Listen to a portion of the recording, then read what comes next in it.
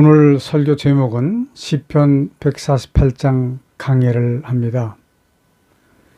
시편 148장은 창세기서부터 요한계시록까지를 함축해 놓은 성경이다 라고 이야기를 해도 과언이 아닌 그러한 성경이라고 볼 수 있습니다.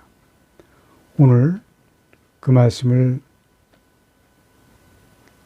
우리가 함께 생각해보고 하나님의 은혜를 모두 다 만끽할 수 있는 한 시간 될 수 있기를 바랍니다. 특별 찬송을 시편 찬송가 321장, 시편 148장을 찬송을 하시겠습니다.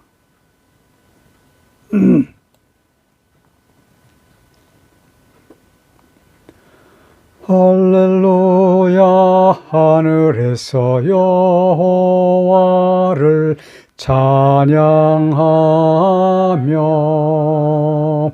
높은 데서 찬양할지어다.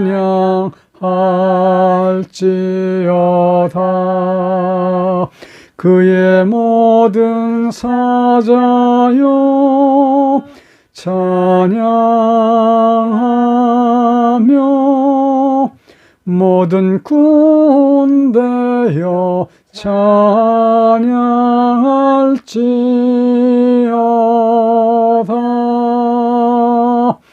해와 달아 찬양하며 광명한 별들아 찬양할지어다.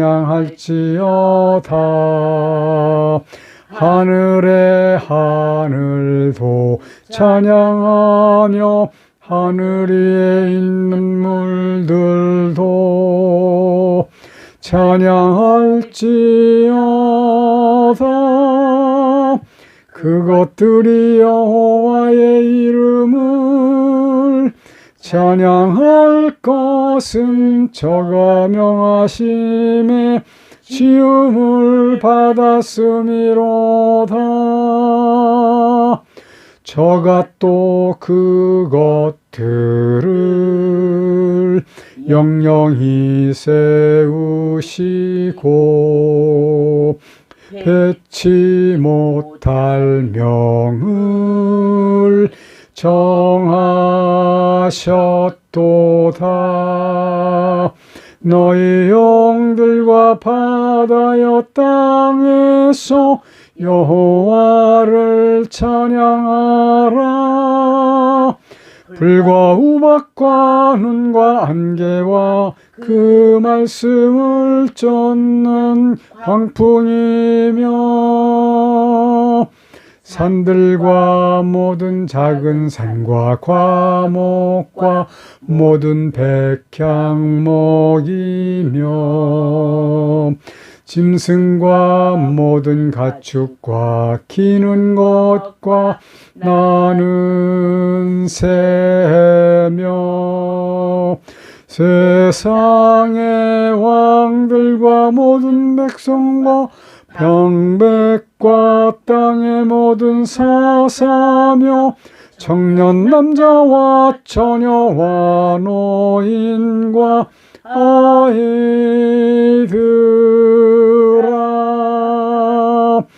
다 여호와의 이름을 찬양할지어다. 그 이름이 홀로 높으시며 그 영광이 천지에 뛰어나심이로다.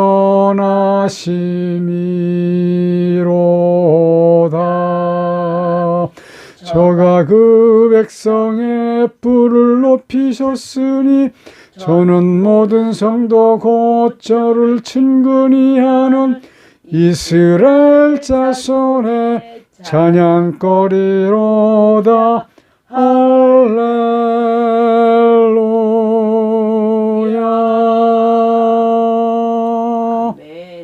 아멘.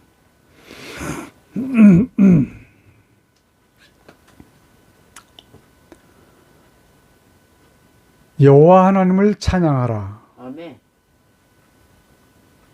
피조물된 누구도, 아니 아무것도 피할 수 없는 창조주 하나님의 엄중하신 명령입니다. 아멘.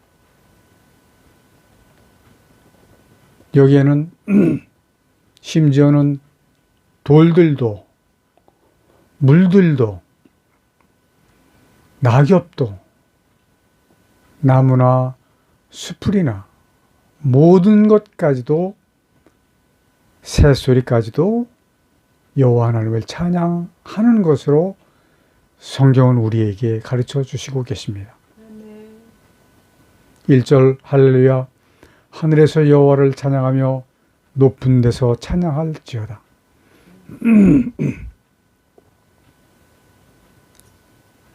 높은 데라고 하는 것은 모든 곳을 말씀하시는 거예요. 모든 곳. 일부러 찬양을 드리기 위해서 높은 곳으로 올라가야 된다라고 하는 그런 의미가 아니라 모든 곳에서 하나님을 찬양해야 된다라고 하는 말씀입니다. 2절 그의 모든 사자여 찬양하며 모든 군대여 찬양할지어다. 특히 이사야 선지자가 묘사하는 저 놀라운 환상 속에서 스랍들이, 이 말씀은 이사야서 6장 3절에 나오는 말씀이에요. 서로 창화하여 가로되 거룩하다 거룩하다 거룩하다. 만군의 여호와여 그 영광이 온 땅에 충만하도다 라고 노래하는 것을 우리는 볼 수 있습니다. 그리스도인들이 성경을 읽을 때 거룩하다 거룩하다 거룩하다 세 번을 반복하는 이 거룩성에 있어서 얼마만큼 깊이 묵상하고 있는가에 대한 것도 우리는 반성을 해봐야 된다고 생각을 합니다. 우리는 글자를 그냥 거룩하다 거룩하다 거룩하다 이렇게 읽어서는 안 돼요. 이것이 왜 이렇게 세 번씩이나 반복해서 이사야 선지자가 말씀을 하셨을까? Why? 왜냐고 하는 것을 성경을 읽는 모든 사람들이, 하나님을 섬기는 모든 사람들은 언제나 반문을 해야 됩니다. 이 세상은 에덴 동산에서 공중 권세를 탈취해 간 마귀가 움직이고 있는 세상이에요. 그래서 성도된 모든 그리스도인들, 마귀와의 전쟁입니다. 싸움입니다. 아멘. 이걸 알아야 돼요. 세상에서 잘되고 세상에서 평안하고 부요하게 살아가는 것, 이것이 하나님의 은혜라고 생각을 하면 그거는 실수입니다. 아마 오히려 마귀가 그렇게 해 주었을 수도 있어요. 오히려 더 많은 퍼센테이지를 가지고 있습니다. 우리의 스승 되신 김동규 목사님 매일 말씀하시는 것이 그거예요. 마귀는 우리에게 좋은 것을 보여주는 것처럼 하고 결국 마지막은 하나님의 심판대예요. 그때에 영원한 불못으로 던짐을 받게 되는 그러한 상황으로 이끌어 가기 위해서 온갖 수술을 다 하고 있다. 우리는 이것을 기억하지 않으면 안 됩니다. 2절에서 말씀하시는 그 모든 군대여 찬양할지어다. 이 군대라고 하는 것은 전쟁을 하기 위해서 구성된 단체예요. 자, 그렇다고 하면은 이 세상이 마귀의 굴레 안에 있다라고 하면 마귀와의 싸움을 하고자 하는 그 군대는 누굴까요? 교회입니다. 교회. 교회를 나가고 있는 그리스도인들이 바로 그 군대입니다. 이 모든 군대는 마귀의 무리와 전쟁하는 하나님의 백성에게 전쟁 자체도 힘들고 어렵고 위험하고 그렇지만 그것도 감사로 하나님을 찬양해야 된다라고 하는 결과를 말씀하시는 거예요. 아멘. 3절에 보니까 해와 달아 찬양하며 광명한 별들아 찬양할지어다.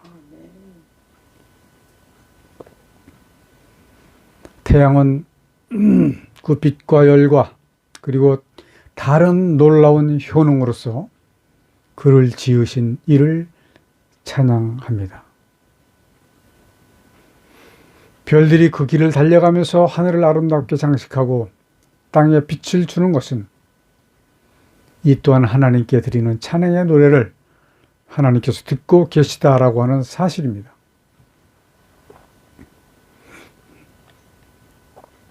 별들이든지 달이든지 태양이든지 각자 하나님을 찬양하는 그 몫이 있어요. 여기에 보면 그 빛과 열 그리고 다른 놀라운 효능, 이 놀라운 효능이 무엇일까요? 아마 우리가 상상도 하지 못할 만큼 엄청난 많은 효능들이 있을 겁니다. 그 중에서 우리가 알고 있는 것은 비타민 D. 이러한 효능들이 바로 하나님을 영원하게 하기 위해서 찬양을 드리는 요소들이에요. 그러나 이 많은 사람들은 마귀로부터 귀가 가려져 있기 때문에 듣기는 들어도 깨닫지 못하고 느끼지도 못하기 때문에 시편 기자는 이러한 자들을 두고 인간의 나태함을 책망하는 증거로 삼고 있는 것입니다. 신천지에서 이 듣기는 들어도 깨닫지 못하고 보기는 봐도 보지 못하고라고 하는 말을 많이 해요. 그들이 하는 이야기는 일반 기성교회 교인들이 그렇다라고 이야기를 하는데요. 물론 기성교회 교인들도 상당한 부분 그렇습니다. 그러나 오히려 그 말을 하고 있는 신천지도 마찬가지예요. 오히려 더합니다. 나는 이제 요번에 어제 그저께 이틀 동안 이젠 진짜로 신천지에 빠져 있는 그 친구들에게 이제 말하지 않겠다라고 이제 다짐을 했어요. 요번에 그 두 사람에게 문자를 제가 보냈습니다. 악한 마귀에 졸게된 이만희와 이만희의 졸개들, 하나님의 뜻을 알지 못하고 다른 진리를 이야기하고 있는데 베드로서 3장 7절에 있는 말씀이 그들에게 임해서 결국은 영원히 꺼지지 아니하는 불못으로 던져질 것이다 라고 문자를 보냈는데, 아니 왜 그냥 문자를 보낸 게 아니라 그들이 자꾸 내게 뭐 교육을 좀 받아봐라. 교육 내가 안 받아봤습니까? 많이 받아봤어요. 우리 강성철 집사님이 1년 동안 거기서 교육받고 수료식까지 하고 하는 동안에 나한테 매일 가서 배운 것을 얘기를 해줬습니다. 그래서 나는 신천지에 대해서 잘 알아요.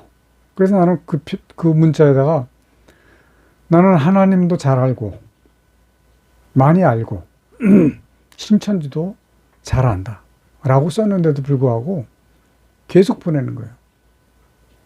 그래서 이제는 이제 어제부터 대꾸를 하지 않습니다.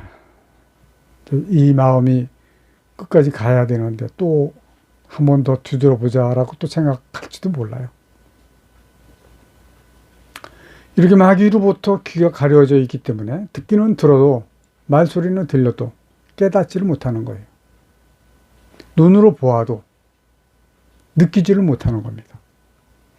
오늘날 그리스도인들이 깨우쳐야 될 것들이 이것입니다.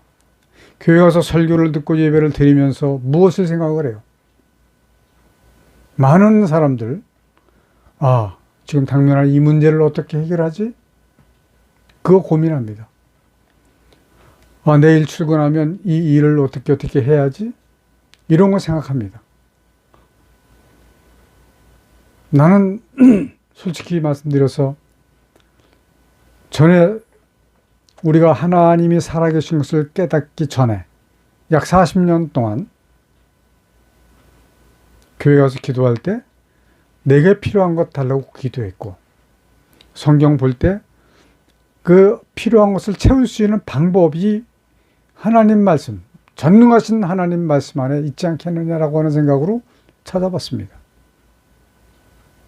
그러나 그것은 헛된 일이었었어요.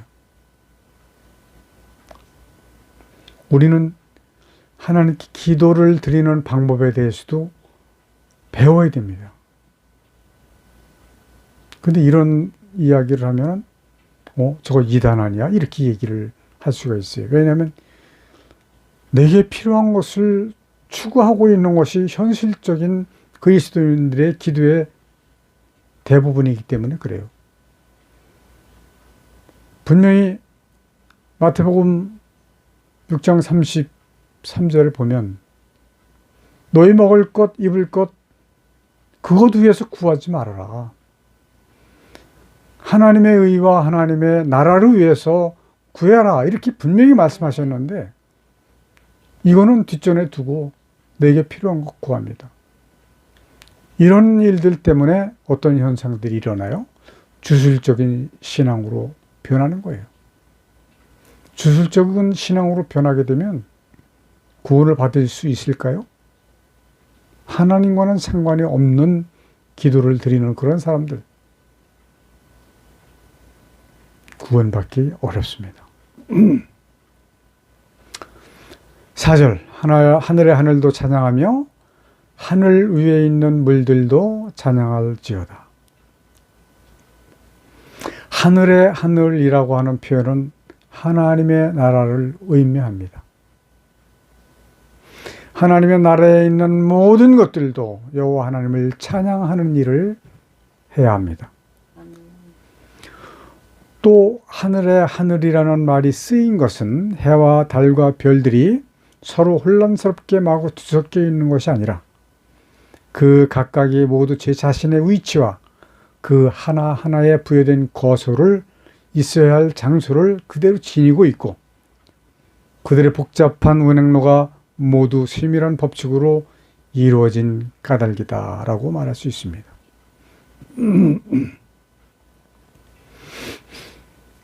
나는 어제도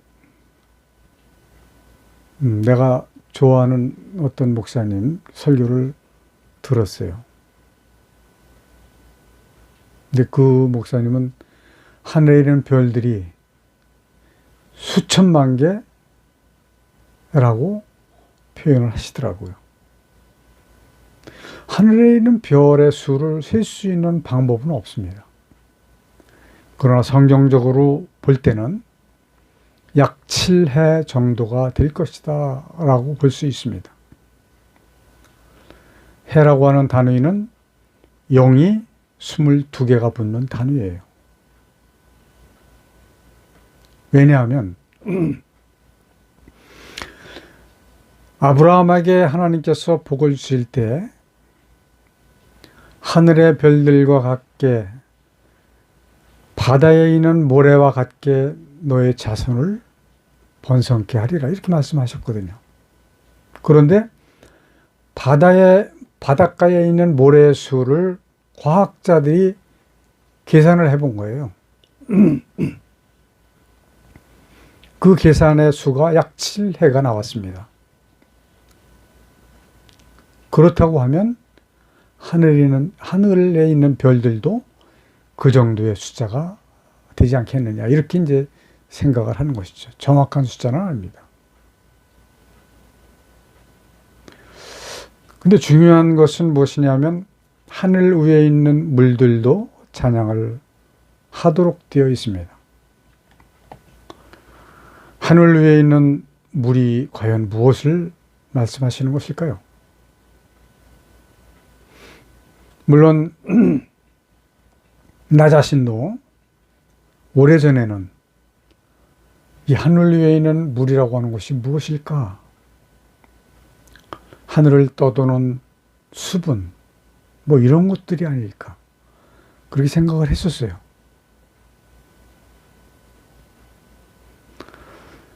또 많은 사람들은 하나님께서 무에서 유를 창조하셨다라고 생각을 합니다. 거의 모든 기독교인들이 다 그렇게 생각을 해요.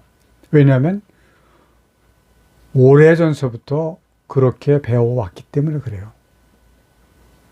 완전 무에서 유를 창조하셨다라고 생각을 합니다. 그러나 이 설명을 이제 드리기 전에 무에서 유를 창조하신 것은 아니다. 그것을 증명을 이제 해 드릴 건데요. 그러기 위해서는 하나님께서 천지를 창조하실 그때 당시를 우리가 면밀히 살펴보지 않으면 안 됩니다. 이 신천지에 넘어가는 사람들이 바로 이런 부분들 때문에 쉽게 넘어가는 거예요. 왜냐하면 신천지에서 이야기하기를 하나님은 무에서 유를 창조하신 게 아니다. 있는 것을 가지고 창조하셨기 때문에 이것은 재창조다라고 주장을 해요. 재창조가 아닙니다. 그리고 무에서 유를 창조하신 것도 아닙니다. 말씀을 통해서 우리는 증명을 하고 이것을 이해를 해야지만 신천지에 대해서도 우리가 반격할 수 있는 자료를 가질 수가 있는 거예요. 그러나 우리 카톡 예배를 드리는 성도 여러분들은 신천지하고는 상대를 하지 마시기 바랍니다. 아무리 얘기를 해도요, 성경적으로 얘기를 해도요, 그들은 듣지도 않고 보지도 않아요. 처음에 그들이 받은 그 이미지만 가지고 고집을 하는 거예요. 아주 너무 참 우스꽝스러운.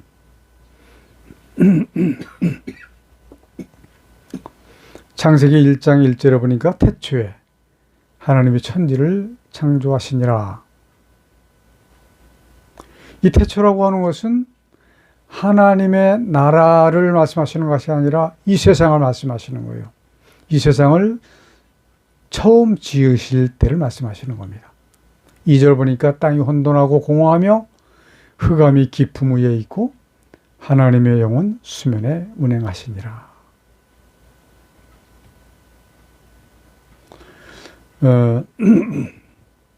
사실은 이제 여기 기록은 하지는 않았지만 우선 한 가지만 더 보충 설명을 드리고 진도를 나가겠습니다. 우리가 사용하고 있는 이 성경, 개역 한글판이죠. 옛날 성경이다 이렇게 얘기를 했는데 이 성경에는 하나님의 영이라고 되어 있지 않고요. 하나님의 신은 수면에 운행하시니라 이렇게 되어 있습니다. 그런데 개역개정판은 하나님의 영이라고 썼어요. 개역개정판이 다 틀리는 건 아닙니다. 제가 표현할 때 99.5%는 틀리고 5%는 맞는데 그 맞는 것 중에 하나가 바로 하나님의 신이 아니라 하나님의 영이라고 쓴 것이 맞는 것이다. 이렇게 말할 수 있습니다. 하나님의 영은 육지, 아직은 무치예요. 육지라고 이름을 하지 않았습니다. 무치, 잠겨있는 물 위를 운행을 하셨던 것이죠. 아마 하나님께서는 그 물 위를 운행하시면서 무엇을 하셨을까? 어떤 분들은 설계를 하시지 않았겠느냐 이렇게 말하는 분들도 계시는데 그건 모르죠. 창세기 1장 3절에 보니까 하나님 가라사대 빛이 있으라 하시매 빛이 있었고 이제 창조가 시작이 됩니다. 창조 첫째 날에 하나님이시며 말씀이시며 영이신 예수 그리스도를 상징하는 빛을 창조하신 겁니다. 지금 제가 세 가지를 예수 그리스도에 대해서 말씀을 드렸습니다. 하나님이시며 영이시며 말씀이시며 이 세 가지를 꼭 기억하시기를 바랍니다. 창세기 1장 6절에 보니까 하나님이 가라사대 때 물 가운데 궁창이 있어 물과 물로 나뉘게 하리라 하시고,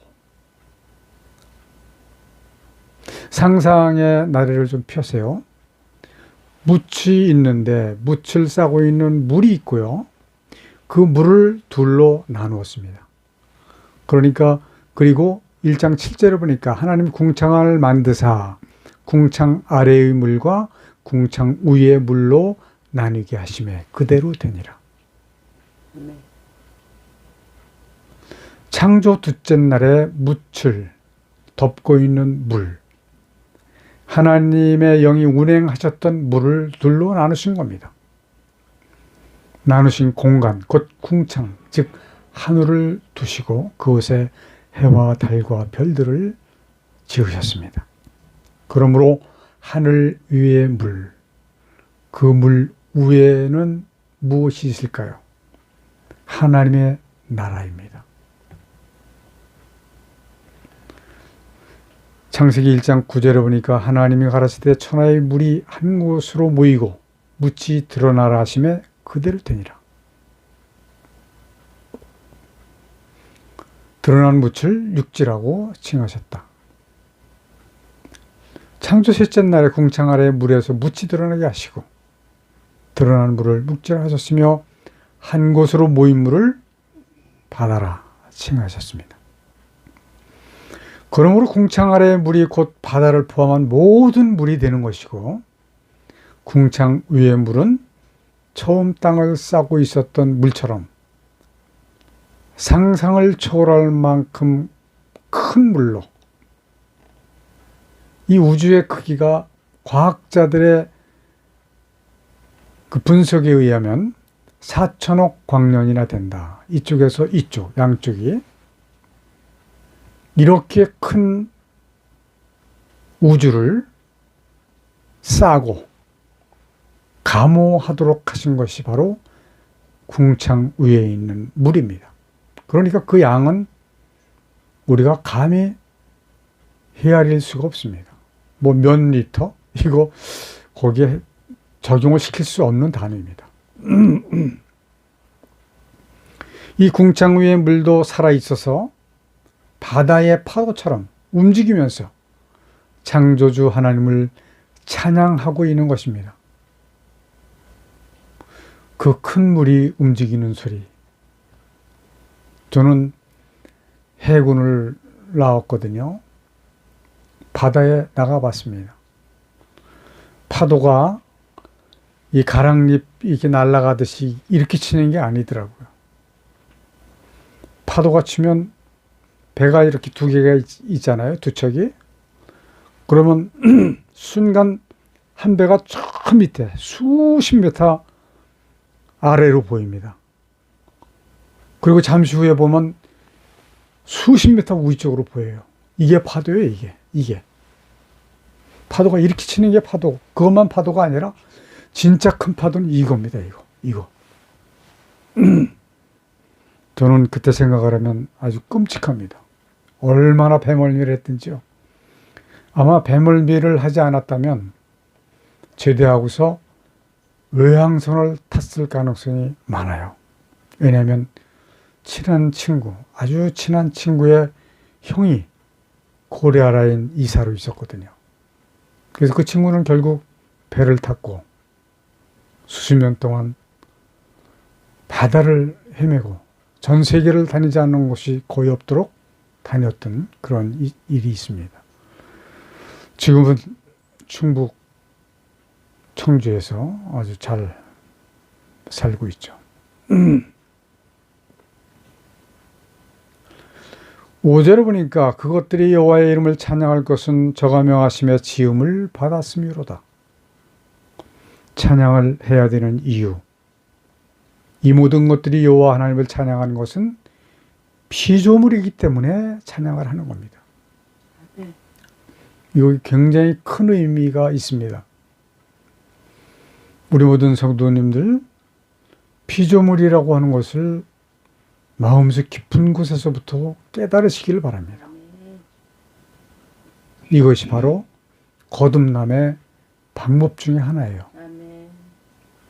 사람이 아무리 잘났어도, 아무리 훌륭한 업적을 가진 자라고 할지라도, 또한 세계를 제패할 만큼 큰 힘이 있는 자라고 하더라도 하나님 앞에서는 아무것도 아니며 다만 피조물이라고 하는 것, 이것을 깨닫지 않으면 결코 하나님의 나라에 들어갈 수가 없다라고 보시면 됩니다. 물론 바이든 미국 대통령이나 시진핑 중국 주석이나 대단한 사람들이죠. 그러나 하나님 앞에서는 하나의 피조물 이외에는 다른 거 없습니다. 그러니까 거듭나게 되면 어떤 현상이 나오느냐. 세상의 모든 욕심을 다 버릴 수밖에 없는 상황입니다. 왜냐하면 이 세상은 유한하기 때문에 그래요. 이번에 당신 친구 어머님인가 94세에 돌아가셨다고 그랬는데, 더 장수해봤자 100세 조금 넘는 겁니다. 100년 아무것도 아니에요.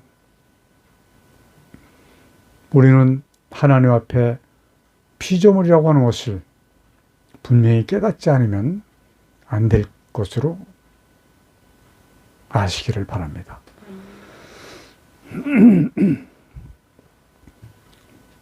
요한복음 3장에서 거듭남에 대해서 말씀을 하십니다.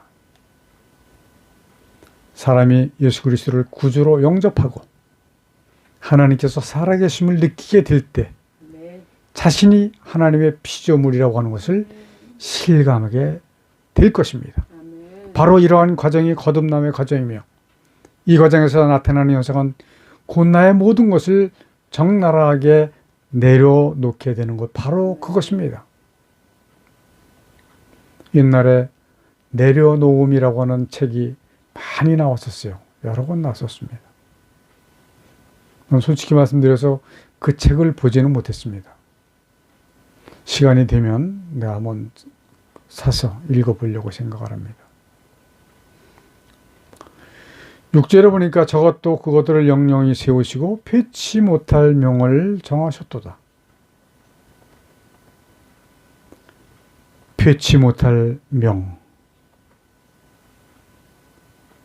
없앨 수 없는, 무효화할 수 없는, 취소할 수 없는 그 명을 정하셨다.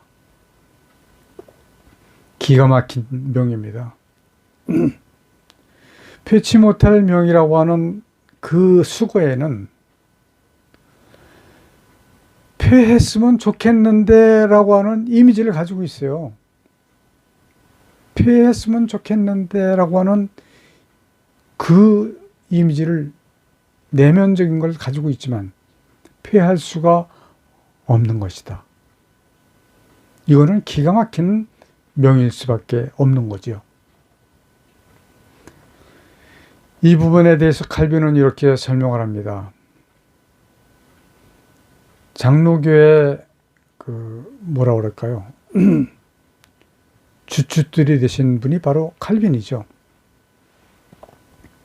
그분은 이렇게 말씀하셨어요. 지금도 그분께서 명하심에 따라 움직이고 있고, 제가 지금 그분이라고 했던 분은 칼빈을 이야기한 거고, 칼빈이 말씀하신 그분은 하나님을 말씀하시는 겁니다. 다시 읽겠습니다. 그분도 지금도 그분께서 명하심에 따라 움직이고 있고, 처음에 지으신 물건들에 붙이신 것이 비밀의 능력이었다는 사실도 가르칩니다. 이 모든 피조물들이 지금 그들에게 부과된 역할을 통해 움직이고 있는 동안에도 그들의 다양한 목적에 따라 움직이는 기능과 직분이 모두 하나님께 달려 있는 것이라는 사실을 애써 주장하는 것입니다. 이 pe치 못할 명이란 단순한 내용이 아닙니다. 아주 깊이 마음과 모든 것을 다 쏟아서 보아야 될 중대한 곳입니다. 아담의 불순종으로 공중 권세가 마귀에게 넘어갔습니다. 누가복음 4장 6절부터 8절에 있는 말씀이에요. 그러나 하나님의 뜻은 계속적으로 지속되고 있습니다. 이미 아담의 범죄로 죽어버린 인간을 구원하셔야 했기에 대속제물로 독생자 예수 그리스도를 보내주신 것입니다. 바로 이 사실이 복음입니다. 복음, 복된 소식이다 라고 하는 말씀이죠. 이 복음을 땅끝까지 전파하여 구원받을 자를 구하시고 계신 것이 바로 사도행전 1장 8절의 말씀이에요. 이제 그 구원자의 수가 차게 될 때에 분명히 하나님께서 정하신 pe치 못할 명을 수행하실 것이 분명합니다. 그 명은 바로 하나님께서 주신 모든 것을 불사하신다는 사실입니다. 아니, 신천지 있는 사람들이 왜 이 말씀에 대해서 감동을 받지 못하는지 알 수가 없습니다. 베드로서 3장 7절, 이제 하늘과 땅은 그 동일한 말씀으로 불사하기 위하여 간수하신 바 되어 경건치 아니한 사람들의 심판과 멸망의 날까지 보존하여 두신 것이니라. 보존하고 계신 거예요. 지금 보존하고. 그러니까 pe치 못할 명은 심판을 의미하는 것이고, 심판 때에 지으신 모든 것을 모두 불로 깨끗이 정리를 하시겠다라고 하는 말씀입니다. 저는 신천지에 있는 사람들에게 이 베드로서 3장 7절 말씀을 많이 전했어요. 그러나 그들은 읽으려고 하지도 않고 들으려고 하지도 않고 모두 자기들의 주장하는 것만을 내세웁니다. 7절 말씀 보니까 너희 용들과 바다의 땅에서 여호와를 찬양하라. 공중 권세를 잡고 온갖 술수악한 일을 저질러서 지내오고 있는 용들, 즉 마귀의 무리도 여호와를 찬양하도록 되어 있는 겁니다. 그들이 거할 곳은 땅입니다. 땅. 이사야서 14장에 보면 하나님을 배반한 천사가 땅으로 찍혔습니다. 땅으로 보내주신 게 아니라 찍었어요. 콱 찍힌 거죠. 이 땅은 이미 하나님께서 천지를 지으시기 전부터 물속에 가두어 놓으시고 하나님의 나라에서 쫓겨난 마귀와 마귀 추종자들을 가두어 놓으셨던 바로 그것을 말씀하시는 겁니다. 그들은 결국 영원한 불못에서도 여호와를 찬양하게 될 것입니다. 어떻게? 고통으로, 신음으로. 이렇게 표현하니까 하나님이 좀 무서운 것 같은 느낌이 드네요. 어차피 이것은 이미 아주 오래전에 정해진 것이기 때문에, pe치 못할 명이기 때문에 어쩔 수 없이 그렇게 될 것입니다. 8절에 보니까 불과 우박과 눈과 안개와 그 말씀을 쫓는 광풍이며, 칼빈은 불과 우박과 눈과 안개를 취하여 이야기하는데 그는 이런 것들이 하나님의 말씀을 충족해 한다라고 말하고 있습니다. 하늘에 구름이 덮이든지 이 구름으로부터 단 한 방울의 물일지언정 빗방울이 떨어진다든지 또는 천둥이 무섭게 노하는 것 등이 결코 우연이 아니라 이러한 변화 모두가 하나님께서 땅에 적당한 물을 내려주심으로써 하나님의 선하심을 보이시거나 또는 폭풍이나 우박 또는 다른 재앙들로서 인간들의 죄악을 징벌하시려고 하는 하나님의 의지를 따라 행해지는 것들이기 때문이다 라고 말하고 있습니다.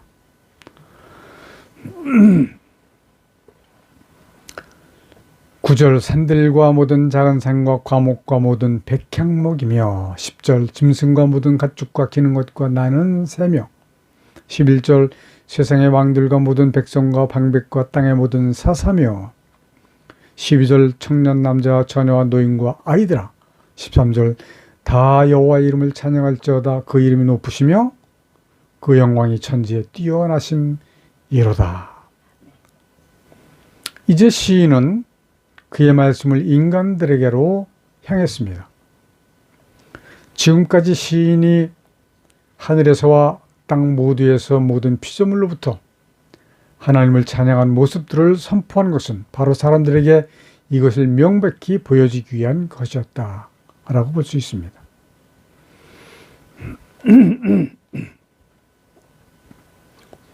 세상의 왕들과 방백들은 그들이 처한 지위의 현란한 영향 아래 이미 그 눈이 멀어 있어서 이 세상은 그들을 위해서 지어진 것이라고 생각을 합니다. 이러한 현상은 오늘날의 교회도 마찬가지로 보입니다.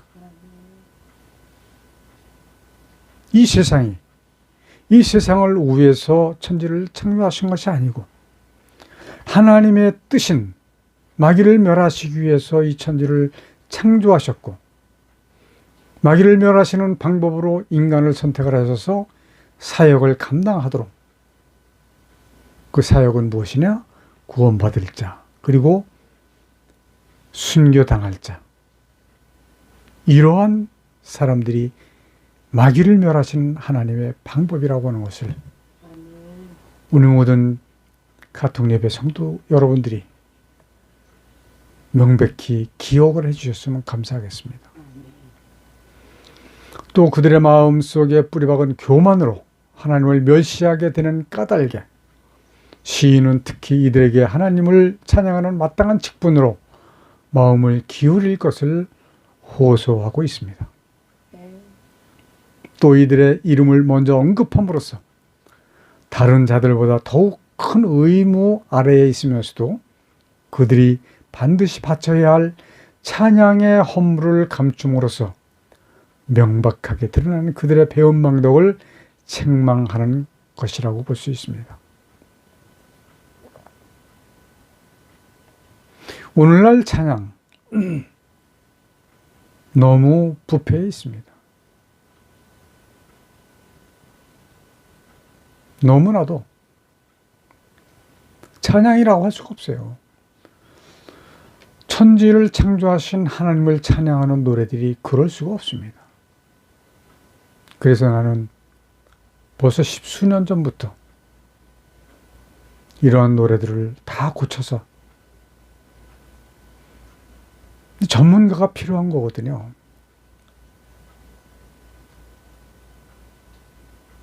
그리스도인들이 아무 노래를 불러도 하나님께 영광이 되어질 수밖에 없는 그런 노래들로 만들지 않으면, 왜냐하면 그리스도인들 대부분의 사람들은 아마 99.99%일 거예요. 몰라요. 알 수가 없습니다. 그냥 나와 있는 노래는 다 찬양으로 알아요.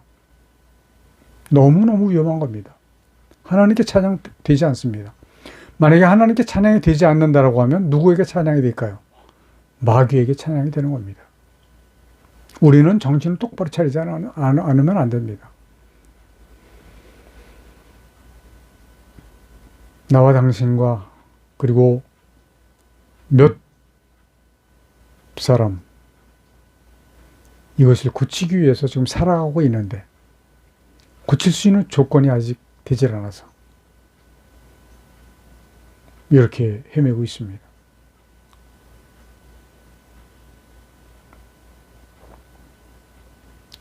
원래부터 모든 사람은 마땅히 그 조건에 따르는 위치에 처하게 마련인 거로 사람이 높이 오르면 오를수록 그리고 하나님께로 가까이 나가면 나갈수록 더욱더 거룩하게 하나님의 선하심을 반포할 의무가 있는 것입니다. 마땅히 다른 사람들에게 하나님의 선하심을 가르치고 그 길을 인도해야만 할 위치에서 오히려 이러한 보편적인 규례로부터 자신을 벗어난 것처럼 주장하는 왕들과 방백들의 사악성은 그만큼 더 용서받기가 어려운 것입니다. 여기에서 시인은 총칭적인 용어로 모든 백성이라고 언급을 하고 있습니다. 이로써 한꺼번에 모든 사람들에 대한 개괄적인 권면을 설파할 수도 있었습니다. 그러나 몇 번씩 방백들을 명시하는 것은 그 이유가 있는 것입니다. 먼저 이러한 방백들이 그 직분을 다하는데 태만해서 마땅히 하나님의 찬양애로 마음을 돌리도록 촉구할 필요가 있다는 사실을 시사합니다. 다음으로 연령과 성별에 대한 거기에 따른 구분을 말하고 있는데 이것은 모든 사람이 예외 없이 이러한 목적을 위해 창조되었고 여기에서 많은 사람들 중에서 구별되어 구원받은 자가 하나님께 계획하신 대로 그 수가 차게 될 때에 하나님께서 정하신 피치 못할 명을 시행하시게 될 것이다 라고 하는 것입니다. 그런데 시인은 여기에서 청년 남자를 노인과 함께 결합시키는데 이것이 비록 젊은 청년 남자들이 지속적인 습관으로부터 얻는 체험이라기보다는 그래도 그들이 한창 때에 하나님의 크신 자비를 인정하지 않는다면 이는 변명할 여지가 없는 일이 될 것이기 때문입니다. 천혜에 관해 이야기함에 있어서 히브리어로는 또한 역시라고 하는 뜻으로 단순히 감탄사적으로 쓰인 것이 아니고 이 말들을 보다 강조적으로 표현하기 위해서 덧붙인 것이다 라고 볼 수가 있는 것이죠. 이로부터 결국 가장 비천한 자들로부터 가장 권세 있는 자들의 이르기까지 모든 사람들이 찬양을 드리는 이 공통 규율에 묶여 있다는 사실을 알 수가 있습니다. 나는 어제 당신은 그 친구들 만나러 갔고 나는 사무실에서 영동구청 옆 사무실에서 잠시 일을 받고 그리고 강 집사님이 이제 오기로 했었는데 결국은 내가 갔지만 기다리고 있는 동안에 그 회화 공부도 좀 하고 한 30-40분 했어요. 그리고 공원 있는 쪽에 걷기도 했는데 공원 옆에 터가 조그만데 10층인가 12층인가 그 건축을 했어요. 근데 거기 공사를 하더라고요. 거길 구경을 하고 있는데 이거 차가 못 들어오게 하려고 이제 두 사람이 지키고 있어요. 근데 그 사람이 한 사람이 오더니 이제 말을 이제 걸어서 이제 대화를 했는데 대화 중에 이런 얘기를 했어요. 내가 여기는 굉장히 방이 저기 원룸 있는데 좁은 것 같아요. 그랬더니 그 사람이 하는 얘기가 이 정도면 큰 거예요. 그러는 거예요. 자기는 대림동에 사는데 아마 그 주변에 있는 그 원룸들은 그거보다 훨씬 더 작은가 봐. 근데 그 좁은데도 불구하고 쉬어보니까 100개가 넘더라고, 방이. 원룸이. 근데 이런 데는 참 잘 나가게 했어요. 이렇게 얘기를 했더니 그분이 왜요? 묻는 거야. 그래서 아니 여기 저기 관공서도 있고 전철도 가깝고 전철도 두 노선이나 있고 가깝지 않냐고 그랬더니 나보고 오해하는 거래. 요즘 젊은 사람들, 나이 먹은 사람들은 15분, 20분, 30분 걷는 거 다들 괜찮다고 생각을 하는데 젊은 사람들은 바로 앞에서 차를 타야 가깝다. 역세권이라고 한다는 거야. 이거 100m, 150m 걸어가는 거 싫어한대. 요즘 세상이 그렇게 변해가고 있어요. 그래서 나는 우리가 하고자 하는 성경 고치는 일과 이 찬양 고치는 일을 우리가 이제 죽으면 끝나는 거야. 못해. 왜? 세대가 이제 완전히 바뀝니다. 지금 이 일을 찬성하고 협조를 하고자 하는 사람들은 대부분 나이가 많은 사람들이에요. 젊은 사람들은 상관도 하지 않아요. 물론 다 그렇다는 얘기는 아니지만, 그러니까 우리가 살아있는 동안에 이것을 해결하지 않으면 안 될 겁니다. 루터가 종교를 개혁했듯이 이것은 오히려 루터가 종교를 개혁한 것보다 더 큰 일이라고 저는 봅니다. 왜냐하면 수천 년 동안, 수백 년 동안 이 잘못 번역된 성경을 가지고 올바르게 가르친다? 이거 있을 수 없는 일이에요. 그러니까 잘못 가르치고 있을 수밖에 없는 상황이 되어버렸던 거예요. 14절 보니까 저가 그 백성의 뿔을 높이셨으니 저는 모든 성도 고처를 친근히 하는 이스라엘 자손의 찬양거리로다. 할렐루야. 그러므로 시편 기자는 저는 모든 성도 고처를 친근히 하는 이스라엘 자손의 찬양거리로다 라고 말했습니다.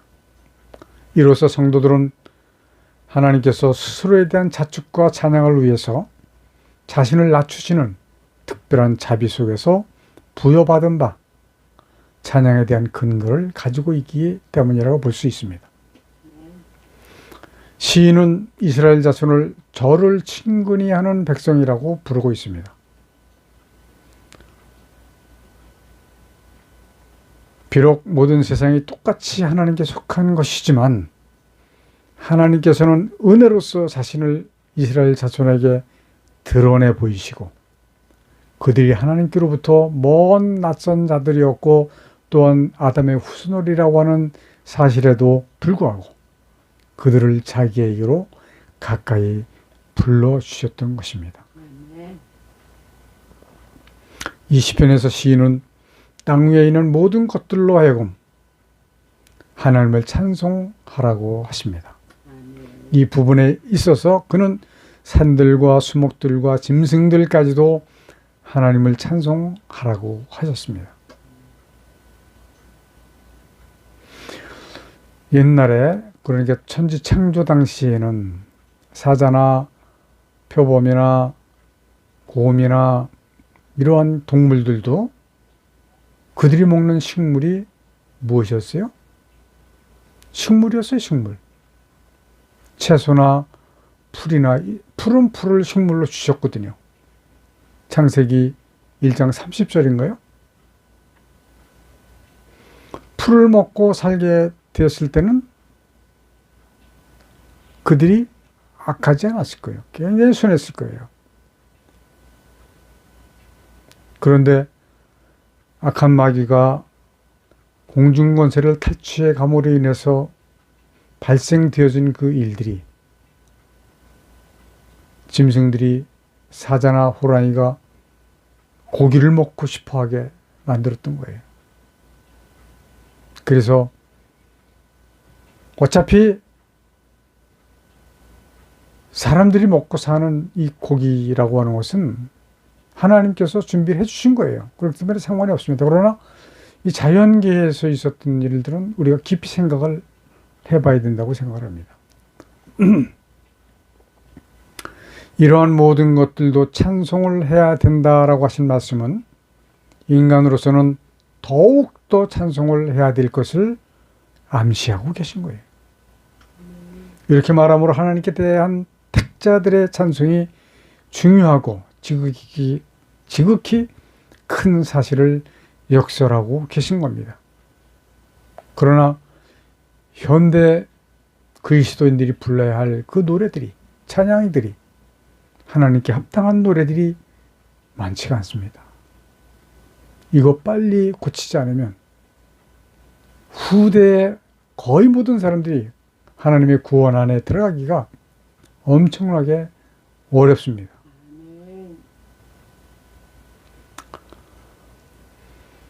이들은 하나님을 찬송하기 위해서 지음을 받았고 또 구원도 받는 것입니다.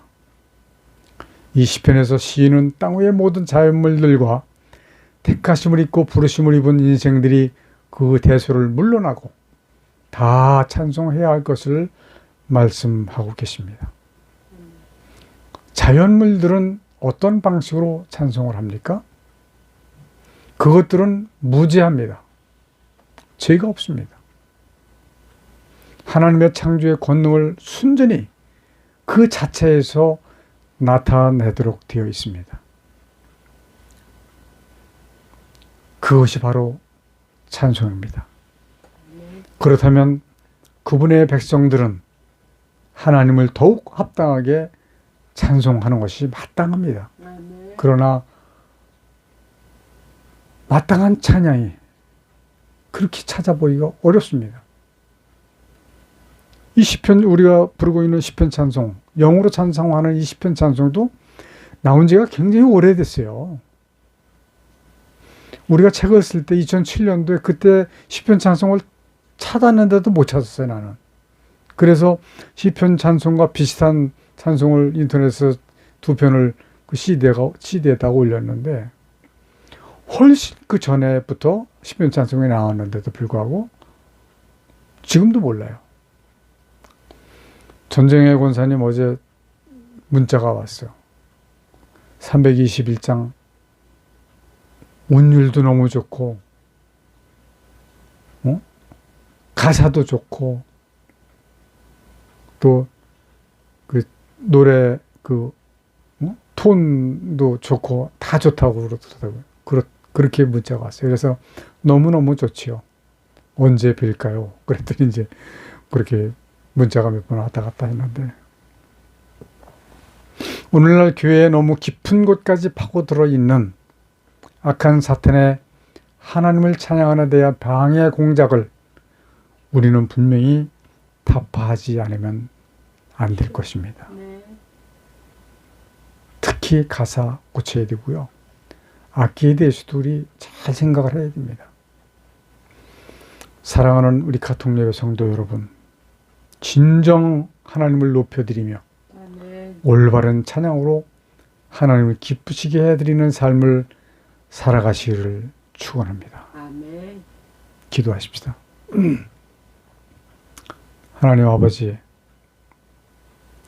하나님의 광대하신 뜻을 깨닫게 해주셔서 하나님을 올바르게 찬양하는 그리스도인들이 될 수 있도록 하나님 인도하여 주옵소서.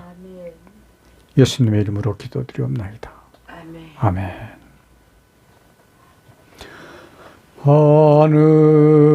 하늘에 계신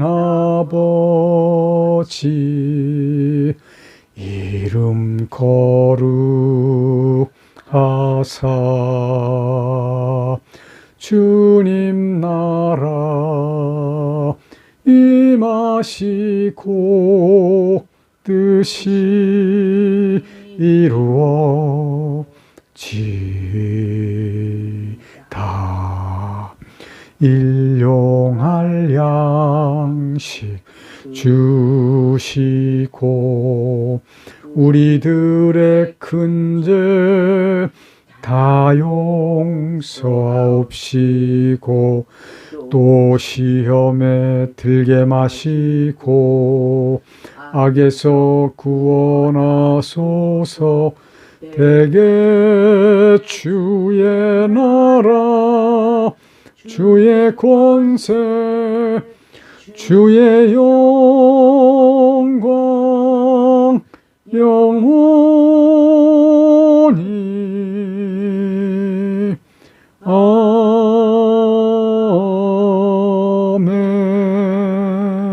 아멘.